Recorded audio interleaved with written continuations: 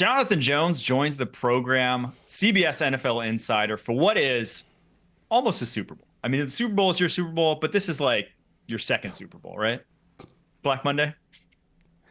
Kind of. Free agency might be your third Super Bowl.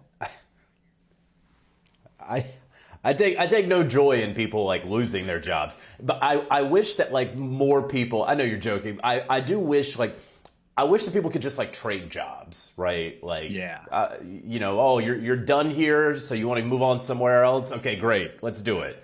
But yes, it is very busy today.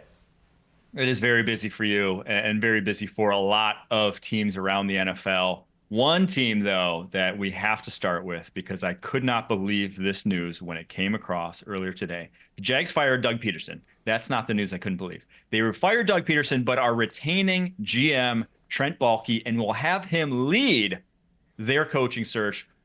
What the heck's going on in Jacksonville? It was surprising to a lot of people.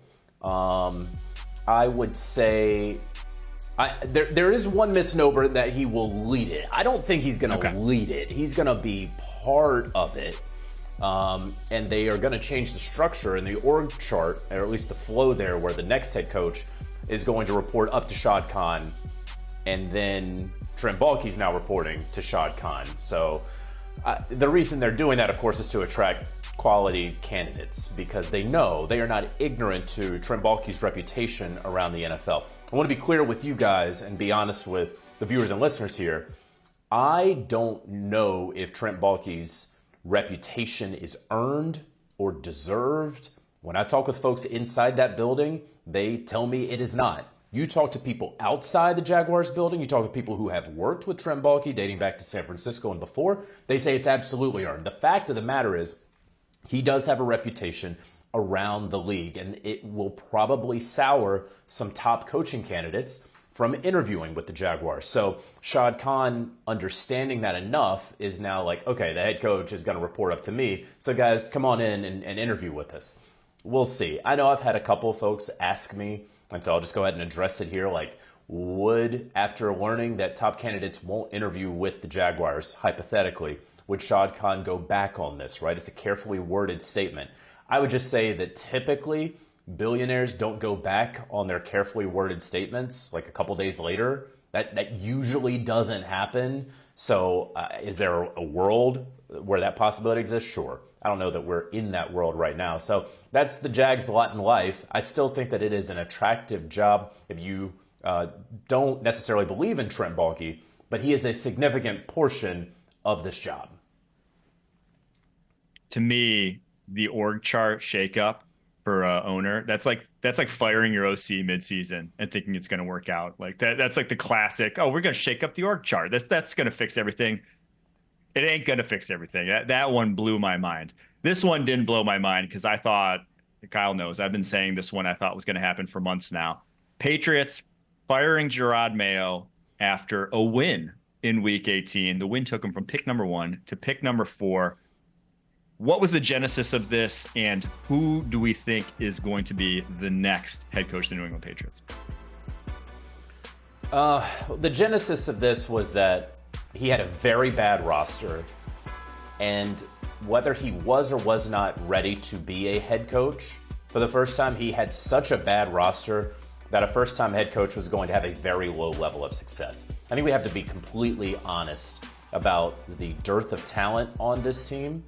And then, Jerod, I will say this, like fundamentally and philosophically, I don't know, outside of like just abject failures and disasters, that I don't know that any coach can be considered a failure after like 1 year. Like, okay, it didn't work. He didn't have time to implement his plan. Now, what I understand is over the last couple of weeks, maybe the last month or so, Robert Kraft was trying to figure out what that plan and vision was for 2025, and that he didn't like what he was hearing.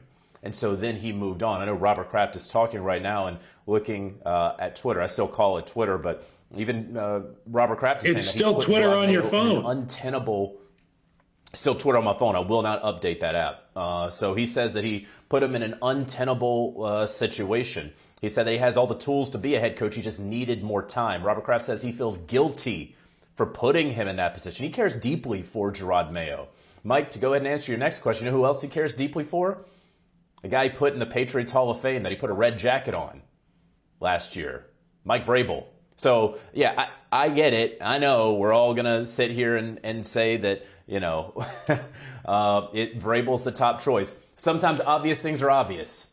I won't at all be surprised if Mike Vrabel is interviewing in Foxborough this week, maybe even early on in the week. Won't be surprised if he, as quickly as possible, can be installed as a New England Patriots head coach.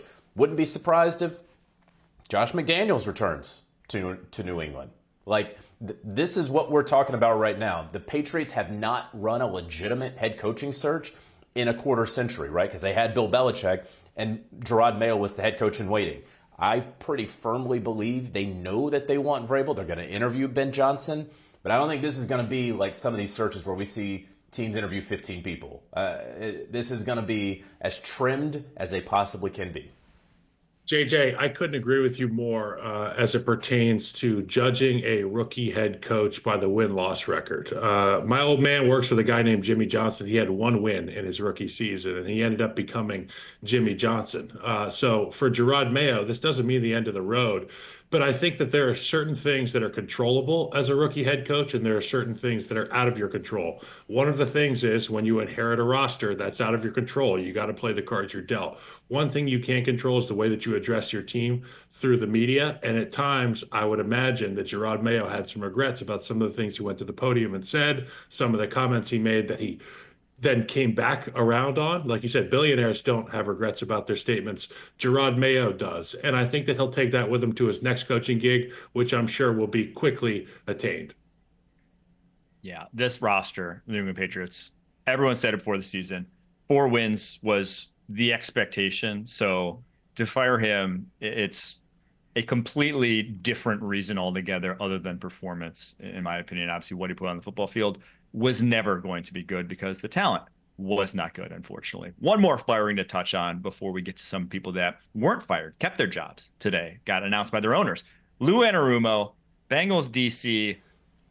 Was it his fault? Was it the talent's fault? And will this do anything to fix what ailed the Bengals and their defense going forward?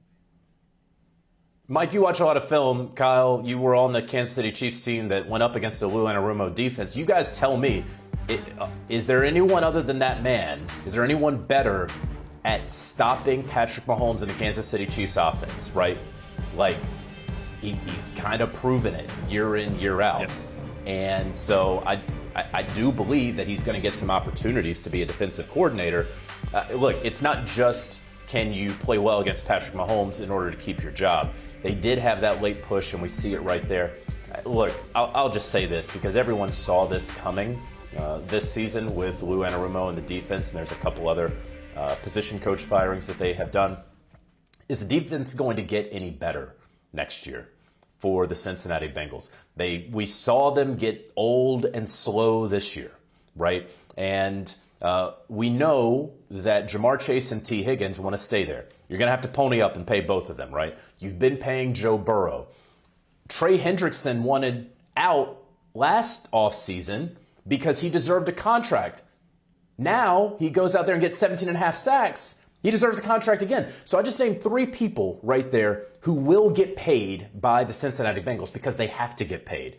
And I bring that up because the Bengals, from a cash flow perspective, listen, they're not standing in the breadline or anything, but the truth is that they don't have that incredible sort of cash flow that a lot of other teams do. And so because of that, they won't have the money, and they don't structure contracts in a way that will attract defensive free agents. They will not be the top bidders for almost anyone. So I don't know how this defense gets any better no matter who the defensive coordinator is next season.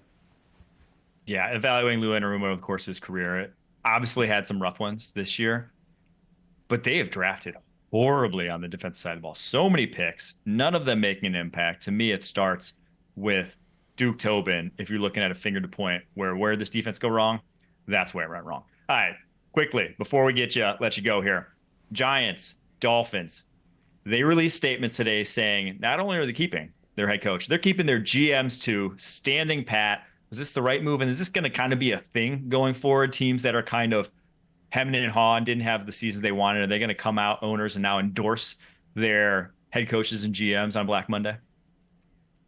Yeah, it seems to be the theme, right? Last night we also saw the Colts do the exact same thing. The Arthur Blank and the Falcons didn't actually have a graphic. They just said, hey, these guys are going to address the media tomorrow and on Thursday. So there you go. That's your statement there that Raheem Morris and Terry Fontenot were safe after a disappointing end to the season. It could very well be a theme. I'll tell you what, talking around the league, folks are saying this is a strange cycle, that only one GM job is open and may even be likely to come open, and that, of course, is the Jets. Some of these owners, obviously, they're very familiar with their general managers, and even though they have not had the success out there, they clearly, one, do not want to take part in another search. It's so laborious. It takes so much time and money and energy. They don't want to do it. Should they? Will they be mired in mediocrity because of the choices that they're making right now? Obviously, we'll have to wait and see. But that is what these teams, these owners have ultimately decided almost en masse this week and weekend. So interesting to see. I would have told you 2 to 4 GM openings. That's what was anticipated going into this Black Monday. We're going to come out of that well under. We're going to come in probably at 1. I will say I'm not usually a fan. I'm a fan of organizational stability, but I'm not a fan of lame duck staffs, which was kind of what the Giants are right now, being in charge of going out and finding another quarterback, right? Like there's, when you're putting them on notice saying next year has to be better, but then, hey, you're also the unit that has to go find us our franchise quarterback. That's worrisome. That's not a great position to be in as a franchise. So thank you so much, Jonathan Jones. That's exactly, that was what immediately came to mind. Trying to trade up, draft Justin Fields, lost draft capital, didn't get their guy. He's gone the next year. And the organizational stability that you want for a quarterback, well, it ain't there anymore.